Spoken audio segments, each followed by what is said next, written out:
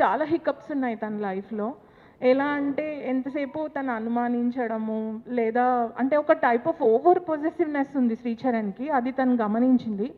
She herself is a psychologist. So తను ఏంటంటే శ్రీచరణ్ది ఒక స్ప్లిట్ పర్సనాలిటీ అని చెప్పాలి. పెద్దవాళ్ళ ముందు తను ఎంత వినయంగా, ఎంత విధేయంగా, ఎంత డౌన్ టు అర్త్గా ఉంటాడో, ఆన్ ద కాంట్రరీ గాయత్రితో ఉన్నప్పుడు తను చాలా అగ్రెసివ్గా ఉన్న సందర్భాలు ఉన్నాయి. అంటే అగ్రెసివ్ ఇన్ ద సెన్స్ తను చెప్పినట్టే వినాలి, తను చెప్పినట్టే చేయాలి. ఎగ్జాంపుల్ చెప్పాలంటే తను యూపీఎస్సీకి కట్టాలనుకున్నప్పుడు he just objected that you are not going to do that.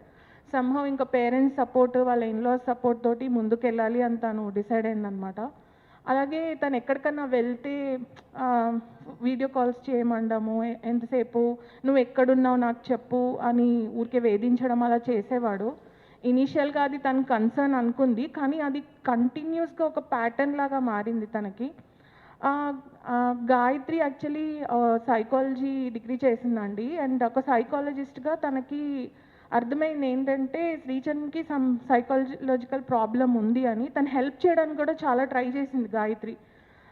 అతనికి థెరపీ అవసరము అండ్ ఎలా తనని అందులోంచి బయటపడేయాలని ఒక భార్యగా చాలా స్ట్రగుల్ తను పడింది. ఆ స్ట్రగుల్లో she herself struggled allot.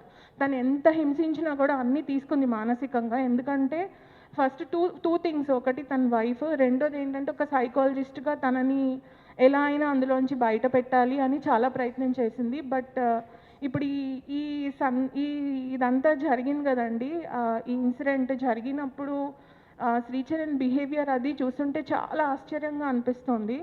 ఎందుకంటే ఇన్సిడెంట్ జరిగిన వెంటనే అసలు తను ఏమీ చెప్పకుండా సైలెంట్గా అసలు ఏది అడిగినా కూడా ఒకటే విషయం చెప్తున్నాడు, దట్ ఆ రోజు ఇలా జరిగింది, మేము వెళ్ళాము అనే చెప్తున్నాడు తప్పిస్తే ఇంకేమీ చెప్పట్లేదు. అండ్ ఇంటికి వచ్చిన తర్వాత తనకి అసలు ఒక ఎంపతి అనేది లేదు టువర్డ్స్ పేరెంట్స్ కానీ, రిలేటివ్స్ కానీ, ఫ్రెండ్స్ కానీ. అసలు తన కంట్లోంచి ఒక్క చుక్క కూడా నీళ్ళు రాలేదు.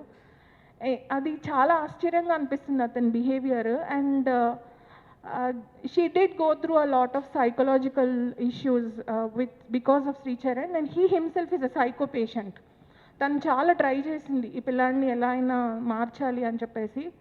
బట్ ఆ మార్చే జర్నీలో it is very unfortunate that we have lost our best friend and she doesn't deserve a death like this. A person like Gayatri should never die like this అనేది నా అభిప్రాయం. ఎందుకంటే she is a gem of a girl. అలాంటి పిల్ల ఇలా వెళ్ళిపోయిందంటే మాకు అసలు digest అవ్వట్లేదు. ఇంకొక చిన్న విషయం, మీడియాకి, సోషల్ మీడియాకి నేను ఏం చెప్పాలనుకుంటున్నానంటే, గాయత్రి ఎలాంటిదంటే మీ ఇంట్లో ఒక ఆడపిల్ల ఎలా పెరుగుతుందో, ఎంత కన్సర్వేటివ్ ఫ్యామిలీ నుంచి వచ్చింది అది, ఎలా పెరుగుతారో ఆడపిల్లలు అలాగే పెంచారు వాళ్ళ అమ్మ నాన్న, ఒక్కరితే ఒక కూతురు. సో దయచేసి ఏది కూడా స్పెక్యులేట్ చేసి రాయొద్దు.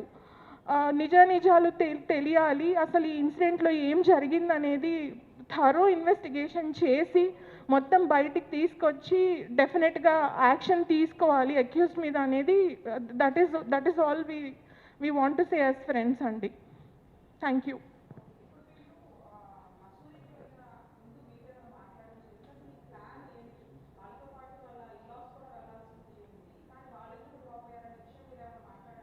లేదండి, మాకేం చెప్పలేదు తను దాని గురించి.